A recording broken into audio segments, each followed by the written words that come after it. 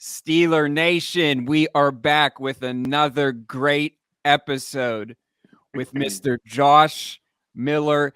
8 years punting for the Steelers, a lot of story to tell, and going to get his take on this young Steelers team.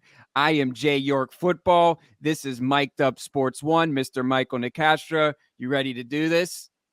I'm ready, bro. It's a special show. It's not every week we get a special teamer on, so it's good to show that group some love, man. They matter too, special teamers.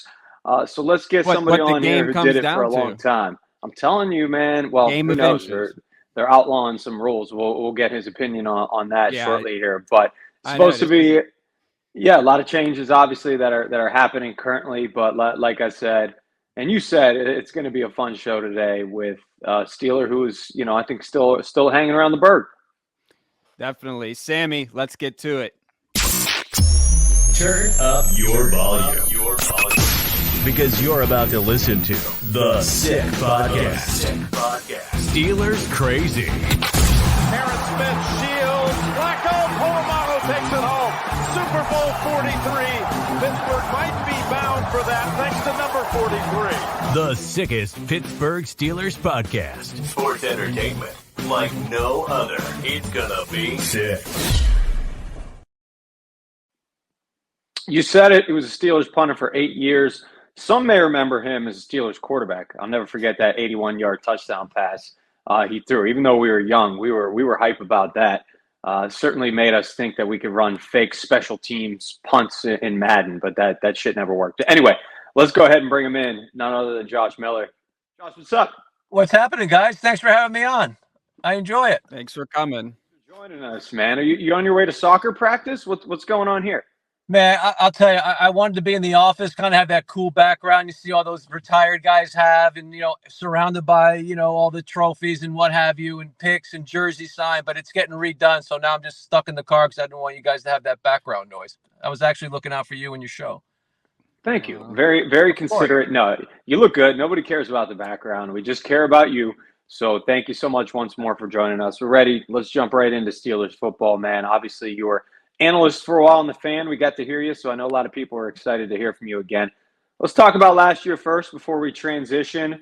Obviously, this team sort of a half game away from making the playoff if the Jets find a way to beat the Dolphins at the end there. What are some of your major takeaways just from last season as a whole, Josh?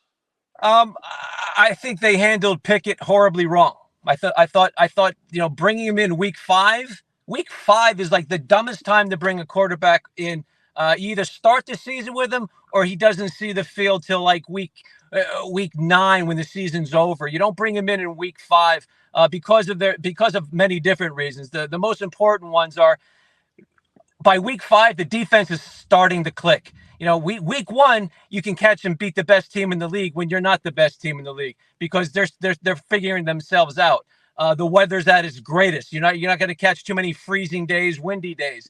The defense, as I mentioned, is kind of like, not even close to clicking. They're not on the same page. Week 1 is a time when receivers are figuring out that quarterback, but week 5, that's a different ballgame. The calendar turns a little bit. The weather changes a little bit. Different winds that you practiced in. The defense is starting to pick up and click. The offense, the receivers, there's sort of a little rhythm that starts to take place with the quarterback and the O-line and your receivers, the timing of things. You get a couple mistakes, mess-ups, things of that nature, and then now you're going to start a rookie quarterback. To me, that was just an awful move at that time. I get it. In the big picture, it may have worked out because now he doesn't have to start a rookie year this year. That's wonderful. But I just didn't like the decision on when they brought him into it. I didn't like the guy they had starting the season. I've been around sports my entire life, and I know this sounds horrible to say out loud, but I'm going to. You can see it in people's eyes when they get those rabbit eyes and they look for everyone's reaction. Like I'm doing it right. You throw an incomplete pass or a pick. You're doing this right away. You're just seeing. You want to hear what people are saying. To me, he cares too much about outside the game stuff. I don't think he has the confidence to do what the Steelers Nation is used to seeing on the field. That was just my take. I know he can come in and be a Band-Aid. I think that's great. I didn't see him as a starting quarterback saying, let's go to the playoffs. Usually when you leave Latrobe, you sit there, you say, Yeah, they can get to the playoffs this year. I can see how they can go far. I walked out of there last year saying if he's not starting, then they won't. I remember Ben's first year. Go look at those stat lines Ben had his rookie year. 11 for 15. They didn't ask him to do anything. They ran the clock out. They had the buses. They had weapons when they did throw. It was just the perfect storm for Ben getting his feet wet. But again, anytime you at the end of the year, you got to have other teams do shit for you. You're in a bad place. So you say the Steelers would have made the playoffs last year if they start week 1 with Kenny Pickett and probably 100. Don't have that 2-5 start. 100%. 100%. Even if they started out with the same record, 100%. There's something about clicking, grooving, and growing that they missed out on. And it's okay because, expectations are when you throw the rookie quarterback in, you're almost falling on the sword because you have a built-in excuse, an excuse in which Pittsburgh fans would have accepted. So how do you not start him? You already started. If you started with him, you instantly tell the fans, hey, we're listening to you. We took the kid in the backyard. We took the kid that broke all of Marino's records, even though he has little deer hooves, which is supposedly, people give a shit about the size of his hands. It's the biggest joke I've ever heard in my entire life. Start the season with him, and you have a built-in excuse. If we don't make the playoffs, at least we got this kid's, got him into it. Now we'd be ready year 2. We listened to you as a fan. They would have killed the place if they didn't go with Pickett. They did start the kid. Clicking, grooving, and growing. I'm going to remember that one. I like that one. It sounds like my 2023 right now, my wedding year here. I'm trying to do all those things in the same damn year. All right. Kenny Pickett, let's look at him on a broader scale. Who is he? You played with some really good quarterbacks, obviously. Is Kenny Pickett a guy who is ever going to be, an elite of the elite, a top 5, top 10 guy? Is he a guy that you can win with and win a Super Bowl with, kind of in that middle tier? Or is he somebody who ultimately is going to be looked at as replaceable in a few years if he doesn't get the job done? No, I think you give this kid every chance to be successful. I mean, believe me, I played with about 7 guys that are considered Band-Aids, and no disrespect to them. It's a hard game to be great at, right? I mean, it's a hard game. So, and look at all the failures that Cleveland has had. Look at the last few years of draft picks. Look at Baker Mayfield. There's so many failures out there. But looking at Pickett, he's not one of those guys. He's different. He's better than Tommy Maddox. He's better than Ken Graham. He's better than Jimmy Miller. He's better than Cordell. They didn't know what to do with Cordell. Cordell was the first one to actually do what they're doing today. So they didn't know how to use him. Him and Ken Graham were around the 7-4-40, should not have the same playbook. They didn't know what to do with him. And then they went out and got St. Pierre. I mean, they got so many guys that were just on paper. If they were tests, they would not make the fridge. You don't put a C+, B- on the refrigerator, but that's what these quarterbacks were. And I even said, too, when I was playing, we should have 3 Super Bowls if we had an above – I shouldn't say that. If we had a better quarterback. The defense was good enough to win 3 Super Bowls or 2 Super Bowls. I don't want to be greedy. But to answer your question on who is Pickett, I see Pickett as being a tough son of a bitch. That's probably why Ben didn't like him so much out the gate, because he saw himself. Here's a kid that is just – he doesn't care that it's freezing out. He doesn't care about much. He goes out there. He'll play with blood on his elbow, legs, broken. He's from that cloth. So you give someone like that extra, some extra leeway. And that's, again, why you start, because you don't have to worry about him fragile-minded like some of these other first-round picks you get from other teams. Let's bring him in with the perfect scenario. Can't do it. And he's not the kid that would want that. He's a tougher kid who's not one of those head cases. That's how he comes across just from a distance. And a lot of guys make decisions on body language. They look at their eyes. They look at how they treat others, how they're welcomed in. This kid checks all those boxes. So I truly believe, again, I'm putting a couple bucks in for next year. They're going to win the Super Bowl. Maybe not this one coming up, but the following one, absolutely, especially with the draft that they had and how they're thinking. Omar did a great job. He's an ugly son of a bitch, but he can sure absolutely manage and grow a team. He's been watching behind Colbert for all these years. He's absolutely ready to roll. He did an unbelievable job in his first draft. The con artist, no doubt, man. Hey, before I turn it over to Jordan, what did you make of Ben's comments real quick? What was your initial reaction? That sit well with you? It gives you a snapshot of what it really is to be a Lion.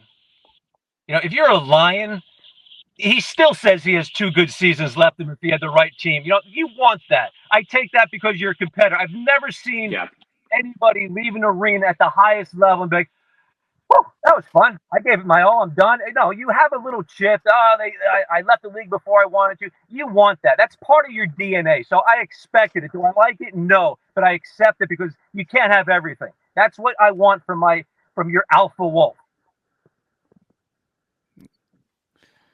I love it. So you kind of talked about it, but the Steelers made a lot of acquisitions, free agent signing, Patrick Peterson, Herbig, Orlando Roberts, getting the linebacker room stacked. I think they just recently signed another one yesterday. But basically what I'm getting at is, what did you like most about this offseason and what didn't you like? If you could just name, it could even be a signing, just, in general.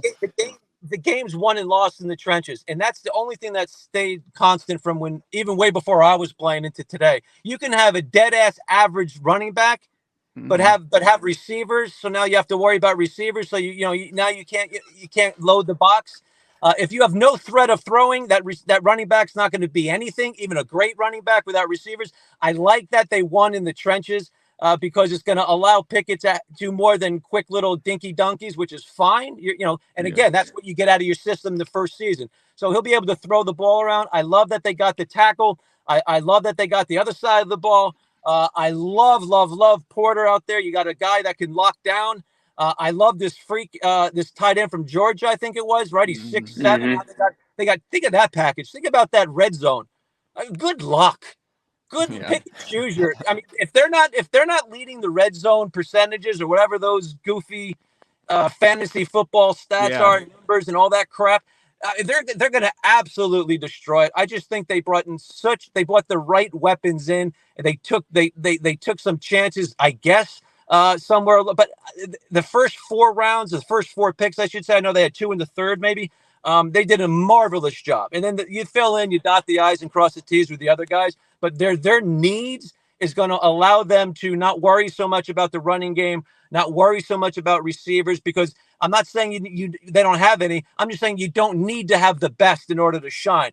If you have the trenches one, that means you're running the ball, even with an average running back. Not saying he's average, but I'm saying you get success. And with receivers, if you're running the ball, you don't have to be. You can get separation. If you're a wide receiver, you get separation on one-on-one, you're garbage. You shouldn't be in the league. So they have guys that can separate, even if you don't know who they are yet, or outside of Pittsburgh. They have guys that are going to have unbelievable, probably personal PRs for catches, receptions, touchdowns, because they're winning in the trenches. And that's on both sides of the ball. Definitely. Well, I'm sure you still pay attention to this position in football, and that's punter. Presley Harvin III, is it safe to say that he's underperformed a little bit? I would say so. I mean, but I'll tell you what, he would have psyched me out. When I was playing, I always get guys that look like Tarzan and kick like Jane. He'd been in one of those dudes where, but again, I mean, I was built like a pear. The only body I had better than mine, that I was better than, was probably Tommy Maddox. Every time he showered, I made sure I'd go with him just so I wouldn't be body in the locker room. But this man guy, boobs are in. What do you mean? This Dad bod is in, bro. Dad bod is in. Yeah, but he's got a great personality. So, yeah. I know. But my thing is, with this guy punting the ball, he has all the talent in the world. I saw this from day one. He drops the ball too high, and it's so windy there. So by the time he hits it, it moves.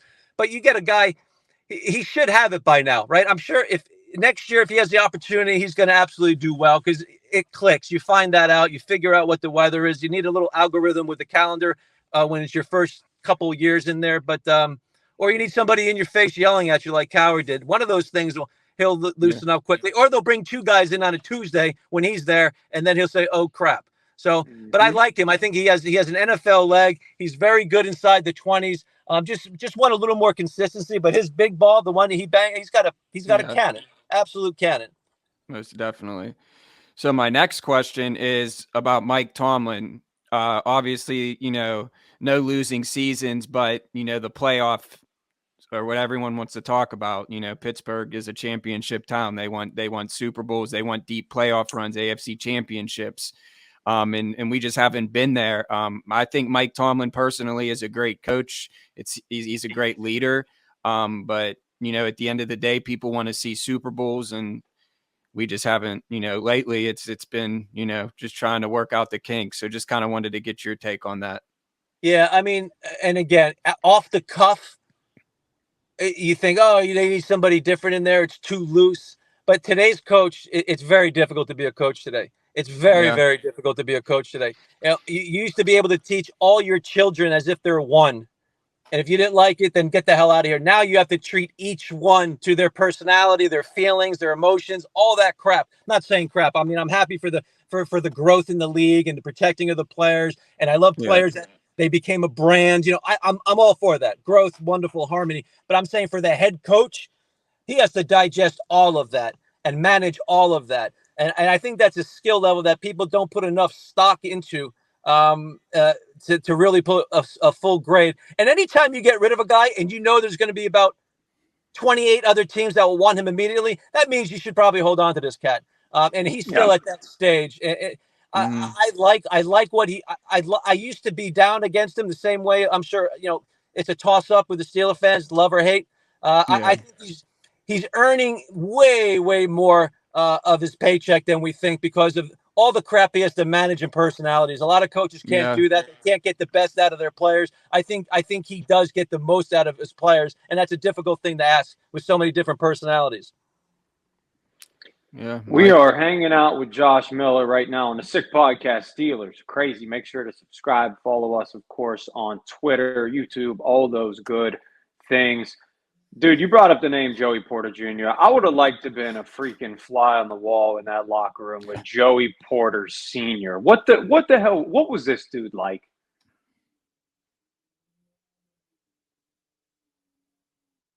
We can get him back in a second here. I think he's frozen. Yeah. You and I can wait until he jumps back on here. We'll get his connection back. But, Jordan, I can only imagine. First of all, obviously, that Steeler tradition being passed down, the torch in terms of Joey Porter Sr. to Joey Porter Jr. But, I think it's tough to follow in your dad's footsteps, for one. Yeah. But second, I think it's tough to follow in your dad's footsteps whenever he is such a freaking vocal presence, right? He's not like, this understated, quiet guy. You knew Joey Porter because he was loud. He was going to get in somebody's face. He was going to kick their ass if an opposing player, I think it was Browns running back, William Green, I think that was his name. Mm-hmm. So, you almost expect Joey Porter Jr. to be that fiery guy. It seems like a lot of pressure. Yeah, I mean, I can't imagine. And it's just crazy because I seen the picture of him and his dad, like when he was at the Super Bowl. And now it's just like, I can't imagine what that's like. But it's honestly like, I don't want to compare it to this, but this is the analogy. It's like being Michael Jordan's son. I mean, being Joey Porter's son in Pittsburgh, you're going to have a lot of high expectations because the dude was just an animal. I know it's two different positions, but the dog is in both of them. So I'm really excited. And I'm a Pitt guy, so at the end of the day, when they're in black and gold, I don't care where they went.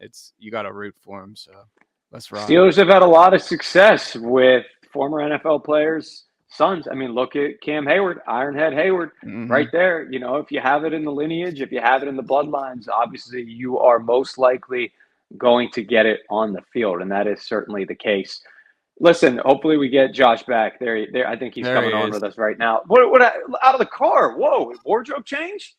I'm Jupiter, Florida. It's an oven out here. I was in the car. My phone overheated, so I just stuck it in the freezer for minutes. Now I'm back. Dude, hey. I'm in Fort Lauderdale right now. Is it pouring where you are? Is it raining? It's thundering. It's coming, brother. It's absolutely coming. All right, before you jumped off, I was asking you about, obviously, you brought up Joey Porter Jr. Yeah. I said I want to be a fly on the wall in a locker room with Joey Porter Sr. The heck was this guy like playing with him? Tell me about that. Peasy was the best. He was absolutely he was a great, great teammate. He was, God. Again, the locker room, you got to understand the locker room. The locker room today is the most, how do I say this without the most unwoke place on earth? I mean, everyone is just brothers. No one sees color. No one sees religion. No one sees politics. No one sees any of that. It's just a place where you leave all your problems in the car and you put them back on when you go home. But in that locker room, everyone is absolutely. It's a brotherhood. Not one person wouldn't do something for the other. So when you ask about Joey Porter, I mean, I loved him, right? I mean, he treated everyone as if they were their best buddy, and he didn't have to. Jerome Bettis didn't have to. Lloyd, never mind. He's a different cat. He even though I was in the locker room with him, I didn't want to be alone in the locker room with him. That's a different cat. But Joey Porter, you weren't going in the shower next to Greg Lloyd. You were No. Tommy Maddox, but not next to Greg Lloyd. Bingo. I'd have to go with a gang of kickers, third tight ends that also long snap, and I'd have to bring an army in there with Lloyd. But I can't imagine. Can you imagine having your son drafted? Forget about just drafted in the NFL anywhere, and then come into your team, and then and still feeling that as if he has a chip on his shoulder, which I love. Joey Porter was the greatest. That you can give him $20 million. You can give him an endless amount of health, and he'll still figure a way to make a chip on his shoulder. So I have to assume because of where he wanted to go in the draft, and obviously Joey thought his son was going to go in the draft. He's going to come in. Can't wait to prove everything. There's something about dinner talk, and by that I just mean as a kid growing up, you had dinner talk with your dad. Now when your dad is who your dad is, my goodness, Ty goes to the dinner talk. As a coach, right? If you're torn between three guys, you do a quick little, hey, who are the parents? Well, they played this. Okay, then we'll go with that guy. Just for that simple, for that alone, forget about the fact that he's 6'1", 6'2", and he can lock someone up, but just the fact that Ty goes to dinner talk and just a great family. I know everybody in there well. Couldn't be happier for both for Joey and his son. Josh, let's get you out of here. And he's not coming in to cover kicks. I promise you that. He's a day one cat. He better be, or then I'll have a problem with that. Good transition, because maybe nobody's going to be in to cover kicks relatively soon. I'm sure you saw this new kickoff rule. We definitely want to get your take on this. We're going to see fair catches, obviously putting the ball to 25. I'm waiting for everybody to say, you know what, punts are outlawed too. We're just going to do this and have no kicking game. What's your thoughts? What's happening? People are losing jobs. It's football, and they're forgetting that it's football. I mean, and I understand the health. Every single person that has any kind of back end of their life injuries or any of the concussion ramifications and all of that, ask them all, or guys that are permanent limps or hip replacement, shoulder replacement. Ask them if you could do it all over again. Would you? You know what they say? Yes, of course. Look what it did for me. Look what it did for my family tree. Look what it did for everything. The experiences, the people I met, that window of time, there wasn't a better window of time. And people can say, well, that special teams had a lot. Forget about it. These guys, let them play. They're football players. I can't stomach. They crossed the line even a few years ago with the kickoffs. Now it's just don't bother is the next move where you got to get rid of it. That was my biggest fear. I thought I was going to get that call from Coach Cowher and say, hey, listen, they banned punting. I'll be like, wow, geez, okay, well then now I got to go do something else. But you're right. It's the dumbest thing I've ever seen. You're a football player or you're not. You can't kind of be. And it bothers me to death.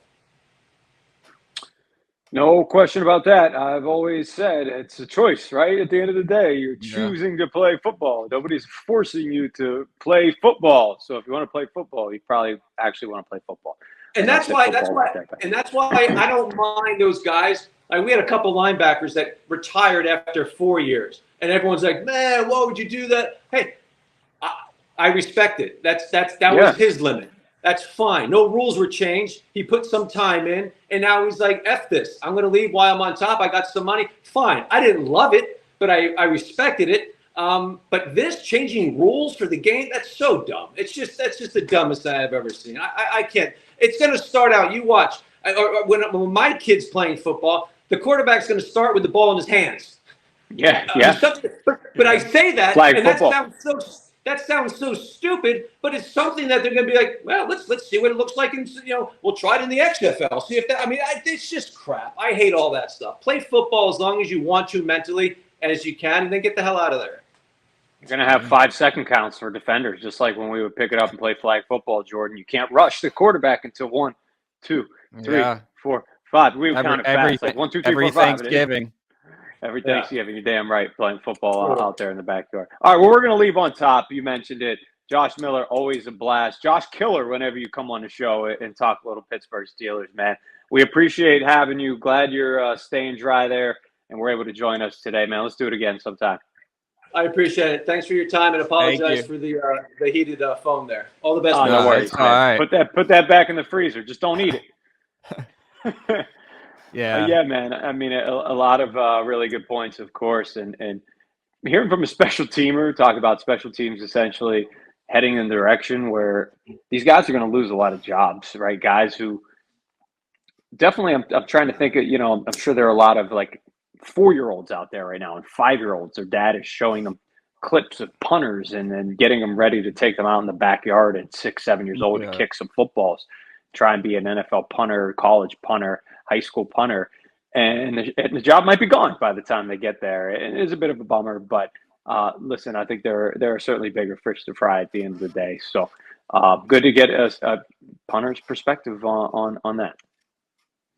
Yeah, another great one. Like I said, I remember the Tommy Maddox and Josh Miller days, so it's just really cool to get someone's take. It's a different era of football, but that era was, I mean, that was our childhood. So I mean, we might have Tommy Maddox on this show coming up. We got to tell him Josh Miller said he's got the man boots, he got the dad bod. We can't leave that out.